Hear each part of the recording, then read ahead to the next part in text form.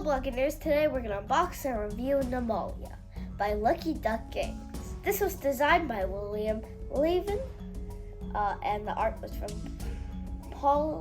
Pauline Ditras. I probably said all of that wrong. It's for ages 10 and up, for 2 to 4 players, and it takes 30 minutes to play. On the back, it kind of reminds me of King Domino, or Dragomino, where you try to get the biggest areas of different things like forests, water, and connect all of them. This one, I think you have to try to connect the animals together too. The contents are 60 animal cards, 11 double-sided objective cards, 5 score track cards, 1 round card, and 9 tokens. Over here they have numbers. It says select a card, build your animal reserve, and win the most points by completing objectives. That's it. Now let's open it.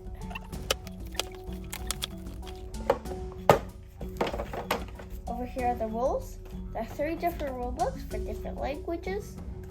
On the back of the board game, there's also different languages for the contents. I have no idea what language this one is. I have no idea what these other languages are, but I know this one's in English. It's a pretty short rule book. It's just a few of these pages. So there's 6 panels, and only 10 of them have instructions, but the words are pretty big. And there's a lot of pictures. But they do put a lot of artwork in the rule book, so it's very pretty. And then also on the back, it looks the same, but it's still small. Over here are scoring tokens. It's for 50 points and 100 points. And I don't know what that is for. Here are some, I think these are element tokens. One's for the forest, the ice, the sun, the desert, and the water. There's a do not eat pack in the background of that, but it's fine. Now for the main part. So in the front they have these different things. This tile is very interesting. There's forest and there's a street. Is that forest or what?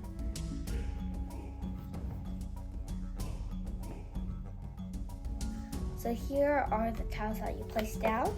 I think these are, I just figured this out, but I think these are the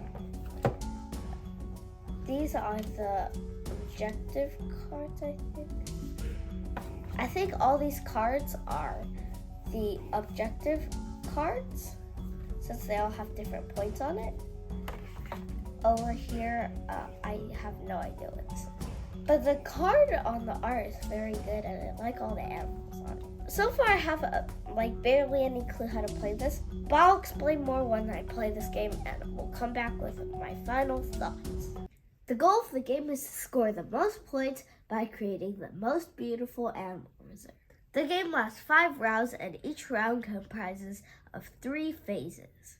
Phase 1.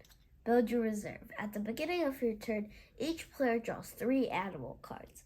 Then you simultaneously place one of these cards in front of you.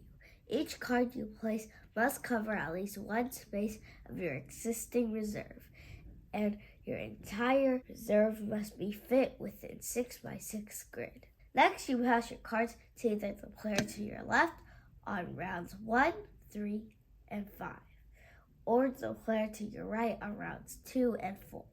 Repeat until all cards are placed.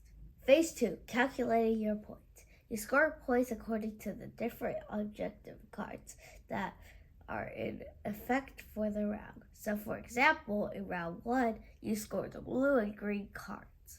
For the blue scoring card, find your largest savanna and score 2 points for each tile.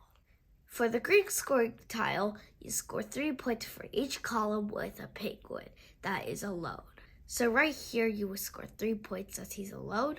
Right here, there are 2 penguins in the same column, so you would not get 3 points. And there are many other scoring tiles to look in the rulebook. Phase 3, finish the round. Advance the round counter to the next round. At the end of the 5th round, the player with the most points wins. And that was Nimalia. I really like the art in this game, even though there's only 4 habitats and around 4 or 5 animals. It's still really cool art, and I like the concept of it. At first I didn't like the overlapping concept, but that's pretty cool. And also, this is one of the only games where you can fully overlap a card on top of another card. So yeah, the overlapping on all that stuff is all super good. Maybe mention it's more fun with more players. This is more fun with more players since you're taking one card and you're passing it around. So if you have more players, then it'll go around to more people and it'll be more fun since you won't know what those people have. The scoring is also really cool. I think there's like 11 different cards that are double-sided on each side. So there's a lot of different ways to score for each color. That's it. If this game looks fun to you, you can purchase it in the link in the description. Bye!